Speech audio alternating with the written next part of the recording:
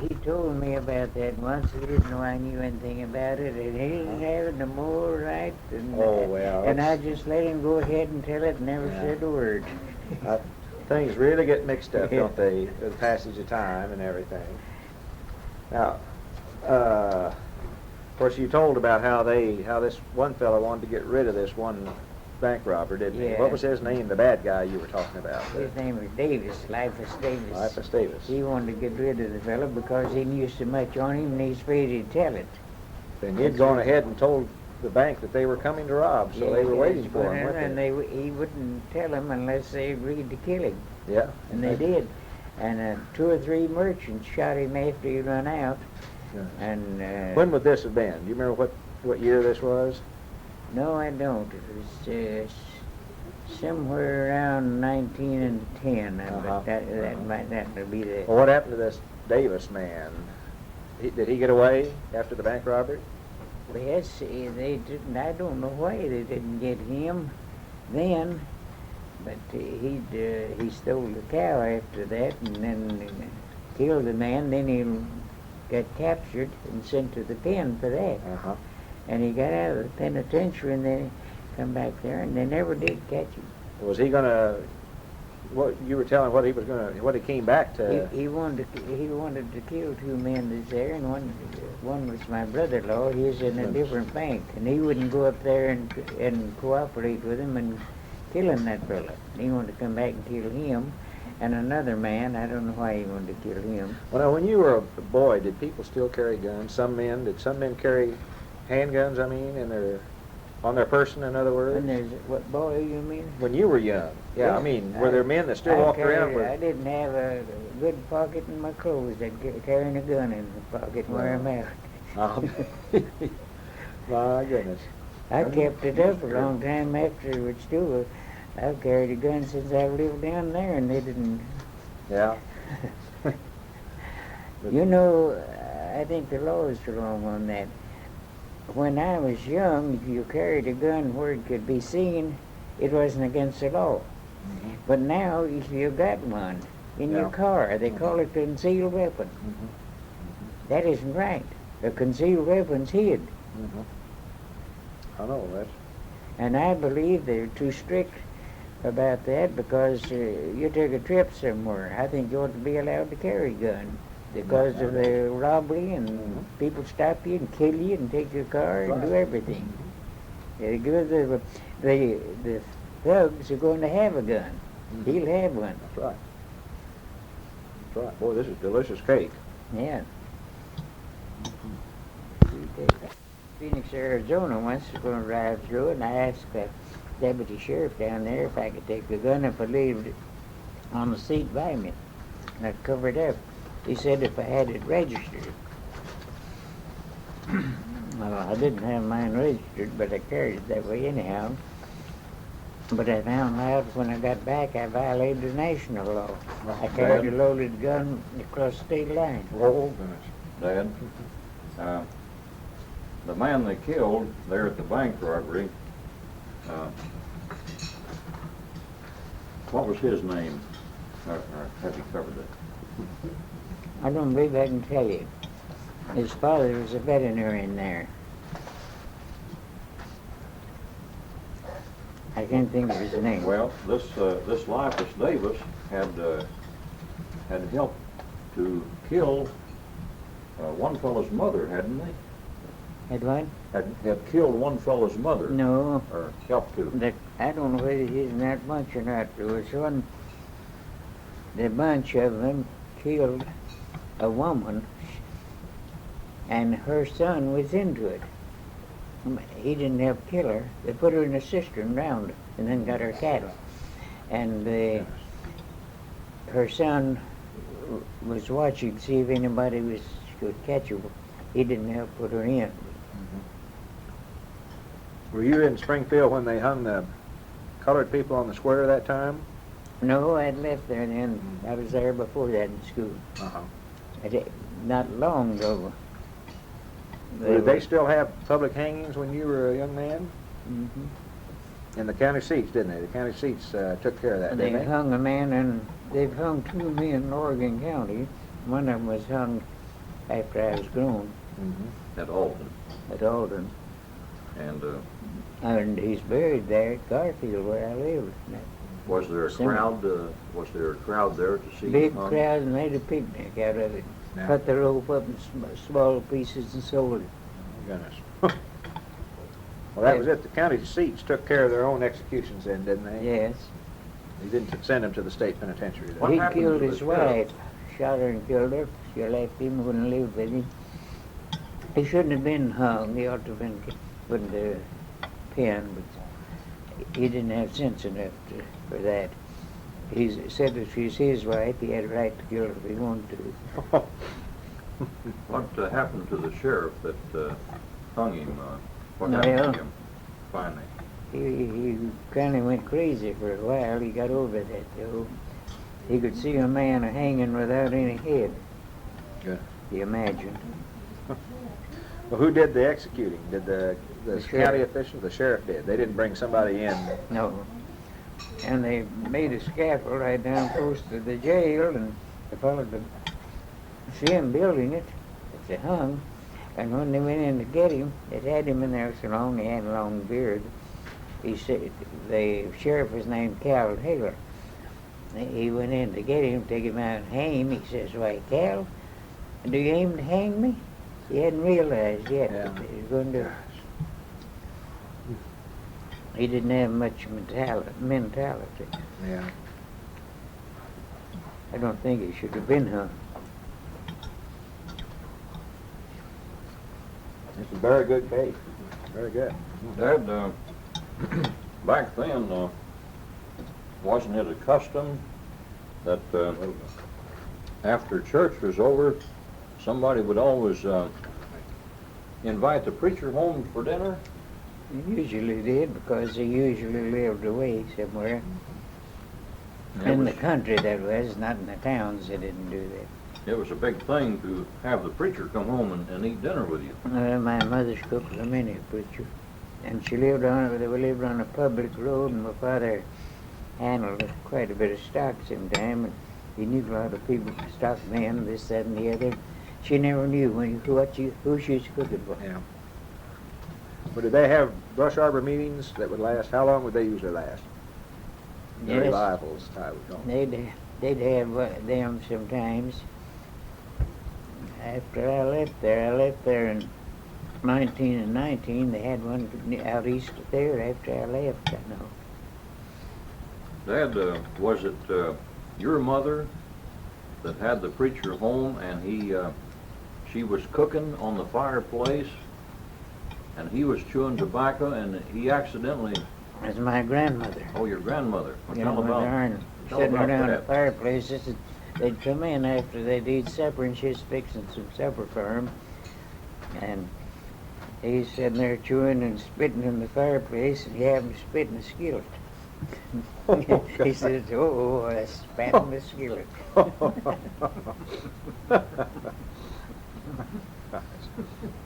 Do you remember any, what I'd say, interesting characters that lived down there when you lived there? Well, maybe eccentric people or just interesting people, that come to your mind now. That Yes, I knew 2 or 3. A fellow named Baldridge. He was a windy kind of fellow. And then there was quite different what people are now anyway. Most of the people were. That's what I mean. In what way do you mean? Well, in their thinking about how to treat people, most of them is friendly. And then they used different language, words, how the old Ozarkers talked. Do you think of any that come to mind? Any old expressions that you heard? One was named Baldridge. Yeah, no, I mean the language you were Oh. talking about. No, I don't know as I do, only just they spoke the words different. Yeah, pronounce them differently. Pronounce them Uh-huh. different, yeah. Remember any stories, funny stories or anything that's come to mind that you remember hearing? What would have been a joke back then that the men would have sat around and told? That would have been. Do you remember any? No, I don't believe I do.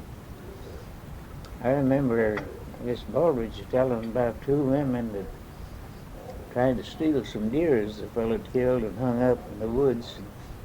And they was jumping up and trying to reach them. He'd tell a lot of things like that. You couldn't tell whether it's true or Yeah. not.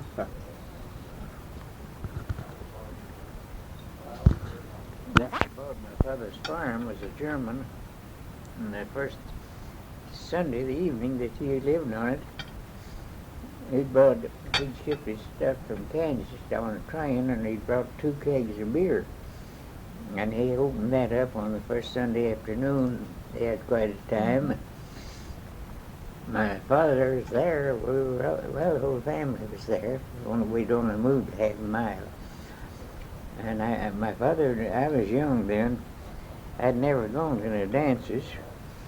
And I drank my first glass of beer there. My father left and gone home, my mother. Me and my sister stayed, and they went to dancing. Well, they didn't believe in dancing. And my sister went home. She's older than me. I wouldn't go with her. I was sitting over back, sitting down across from the door over in the west, and I was sitting back here on a seat, and there's a dancer, and I was sitting there patting the foot and I was enjoying it. I looked over there, and my father's standing in the door looking at me. He'd come after me. Yeah. Well, they made their own liquor then, didn't they? Hmm? You didn't have store-bought liquor, did you? If somebody on a farm, they had stills, didn't they? They had stills around. It was against the law to make whiskey then, but Oh, even Yeah, back that- then, was it against the law back? then it was, yes. But they could get permission from the government, you know, Uh-huh. and make it. I was after I was grown, and I drank a little whiskey. There's a fellow named Tom somebody at Mammoth Spring. He was over across the line of Arkansas and Missouri line runs just north of Mammoth Spring. And he was over there, and he had a government license to make whiskey. We could sell it in 5-gallon lots or over. Yeah. Couldn't sell it under that. Yeah. It cost too much, and he didn't want to have to pay that. Uh-huh. I went there, and I heard how he's doing it. And I went there, and I wanted a bottle of whiskey. I told him I wanted to get 5-gallon of whiskey, and he measured it up in a demijohn. And then he got it measured up. I said, now pour me out about a quarter of that in a bottle. I'll pay you for what I get, and then when I come after the other, I'll pay for it. He says, all right, but you must come after it. Well, he knew I wouldn't. Yeah. Oh, I see. He got around the. And I heard they had him in jail. He got broke over, and they caught him 7 too low amount. Put him in jail a while. I heard they had him in jail, and I went to Alton, met him on the street. I said, well, hello, Tom, I thought they had you in jail. He run his hand in his pocket and pulled the key out about that long. Says, I sleep down there tonight. They give him the key. He'd walk around in the daytime when he stayed there. My goodness. Well, of course, how were the roads then? Just the main roads were, did the county maintain the road? Who took care of the roads? Well, there was road districts, and the county paid a little. Then the law was you had to work out a road so much on the road, so much time. And my father was, he's appointed road overseer. He didn't get any pay. They'd meet, and he'd warn them in to come in and work, and they'd work a day, maybe or a day half, something like that. Couldn't do much. They didn't have anything to work with. He'd have to tell them what to bring, a pick or a shovel. Yeah. So Uh-huh. couldn't do much. But the road districts, were they state or they were county maintained, weren't they? Well, the county maintained them. When they had districts, They had a man, had 3 people appointed, called them something, I don't know what now. I was one of them Rode overseas. for the largest district in Oregon County. And we'd meet and we elected one of us as chairman. I was elected chairman. That made me do more than the others for nothing. Yeah. And they sent me word. I never had any idea of being appointed. Court appointed men sent me word that I'd get the same pay that I got when I was school director. There's nothing. There were still a lot of freight lines running. I mean, wagon-type freight lines, weren't there? That would come to there, to the railhead there, or That mean? the wagon trains, the freight haulers. Were there still a lot of those came from Arkansas and the back parts of Missouri and everything? There's some freight haulers, yeah, but they just had to go on the old roads like the others. Yeah, but I mean that was still a pretty big business then. Wasn't it? Yes. What kind of wagon did you have? Did you have a Springfield wagon or? I had a Weber. Weber, and I traded to my father-in-law for an old one of some kind. I don't know what he wanted my wagon, and I swapped with him. I know John D. was little, and he says, well, he told his mother one time, don't you wish we had a car? And mother says, well, we've got a spring wheel wagon, we can get along. He'd always mention that to everybody that come. Well, He used to get under the house is up, and just corners, and it wasn't under, the Yeah. foundation didn't go around. He'd get under, chickens would get under there in shade, he'd get under there and preach to them. Did you ever see what they call madstones? Did you have those down there then? For rabies, wasn't that to treat rabies with? The yeah, I think it was madstones. I never did hear. Yeah, that's. Dad, didn't you have a neighbor who was an old bachelor? Yeah. John Taylor. Mm-hmm. Tell about what he used to do of an evening.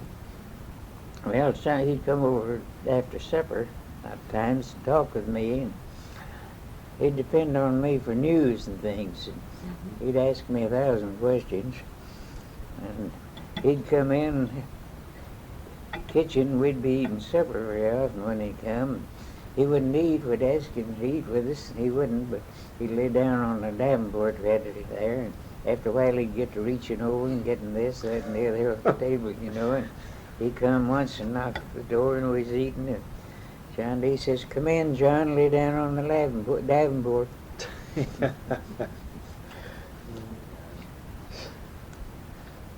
What was the news? The newspaper was the main source of news, wasn't it?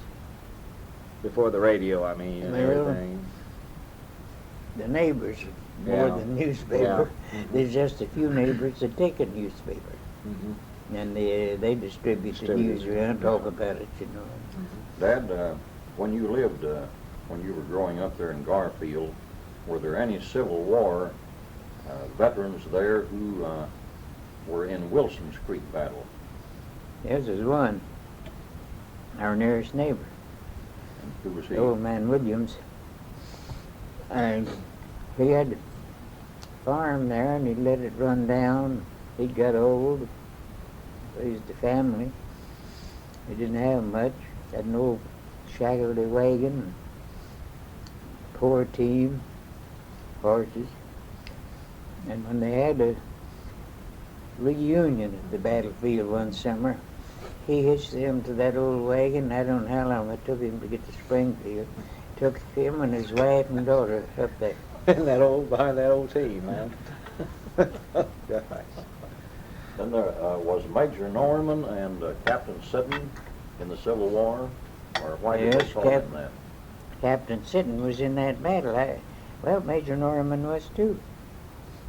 I know Captain Sitton said that Major Norman was a good officer. He seen him tried there in that battle. And Sitton carried a bullet the rest of his life. He got in that battle. Where was his wound? Where was he hit? Do you remember? No, somewhere around the body. I don't know where. Wasn't hurt too bad. But still had the ball in it. Yeah. Well, did you have a mixture of Union and Confederate veterans down in there? Yes, there's both kinds. There's one that bragged a lot. He said, he is a northern soldier. He was talking once about how they whipped the South and all. I told him, I says, if the South had held out just a few days longer, they'd have won. No, he says, they couldn't have never won. I said, well, every one of them was crippled to get a pension. Oh, who was that got away from the enemy by running across the field? Well, he wasn't a soldier. He's a jailbird that's after him, over Monks' bunch. Yeah, Dad, you remember, you mean the bushwhackers, not the jayhawkers. Bushwhackers, don't you? Yeah, they're called both by those names. I don't- Colonel Monks ran around down in that area, didn't he? Monks, yes. Out of West Plains, There's That's old Monks' outfit. Captured my grandmother. Monks was a northern He's, bunch, wasn't he? Yes, he is a soldier, but he took the advantage of it and robbed and stole for himself. Uh-huh. They I called have his- him bushwhacker. I have his book at home that he wrote. Yeah, I remember. Yeah. Well, I mean, I was anxious to hear what the sentiment was, because now all I've read is his side, see? Yeah. Well, of course, the Northerns held up for him, the South held up for the others. Yeah. He was captured by Gaither, the Arkansas, was he a general or Colonel Gaither? Colonel Gaither captured him, I think, and had him for a while, then he escaped, down in North Arkansas somewhere. You know, old Henry Green, a lawyer at West Plains, married his daughter. And Judge Will Green, you might have known him down there. He's dead now. He was circuit judge. He was old Henry's son. They were related Uh-huh. to the old Monks. Mm-hmm. And they were Democrats. But Howell County used to be Democratic, and then it went Republican. Mm-hmm. They changed it. And Monks' daughter that married Green, old Henry, she was a Republican. And he had 3 boys, and they were all Republicans, old Henry. And he's a Democrat. And he said, I heard him saying one day, talking about it, he said he's just depending on his wife to raise them. But he didn't have much to say about it, and first thing he knew, she had Republicans made out of every one of them little devils.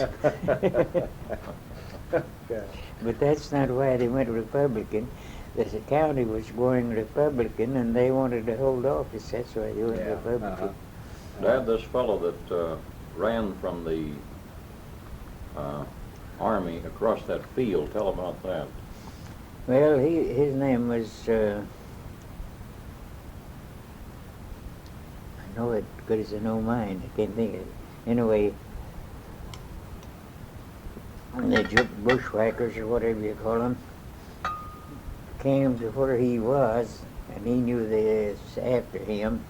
He run out the back door. He was a good runner, and they was on horses. He run out and went through some woods, and they come on behind. They come to a little prairie, he called it, open place. He said he knew if he didn't get across that before they come up to the other side, he's a gone duck. And they say if he ever run, he said he run then. Yeah. He run over and just got across and jumped into some bushes to get a breath or two. Heard him come up on the other side, and one of them said, whoop, whoop, he ain't had time to go across there, and they turned the other way, and he got away. Gosh. Now, Dad, who was that was going down the road singing I'm a good old rebel and run into the northern troops? That was a couple of men. One of them was named Freeman. That's all I know about him, is just named Freeman, because they named the hill after him where he was killed, Freeman Hill.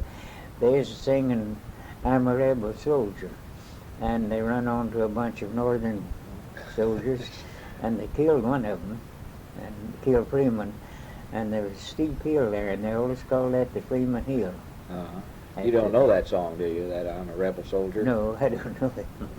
like those songs are gone so fast, you know, and sometimes the one you find a published version of is not the way the people sang it at all, you know. Even the melodies are different sometimes. I copied a bunch of them out of the library book. Uh-huh. Yeah. All the meat and everything my grandmother Arnold had when they captured her and kept her overnight. And, it's a hard matter to get salt then. Mm-hmm. Had to go to Rolla, and you could only get a bushel. Measured it Uh-huh. the bushels. And one man would go and he'd get salt for the neighbors around. Uh-huh.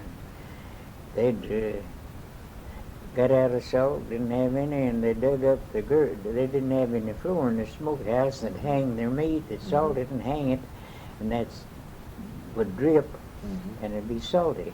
They dug up the dirt in the smokehouse and boiled it in water and used the water for salt. Now, did you live in Oklahoma for a while? I was in Oklahoma. I never did live there. Oh, when did you I go went to down there? Oklahoma when there was the Indian Territory in 1902. What took you down there, just to see it, or? Yeah, just to be on, we'll go somewhere. Yeah, Take a wild goose chase. yeah. Stayed one summer. What did you do while you were there? Did you work?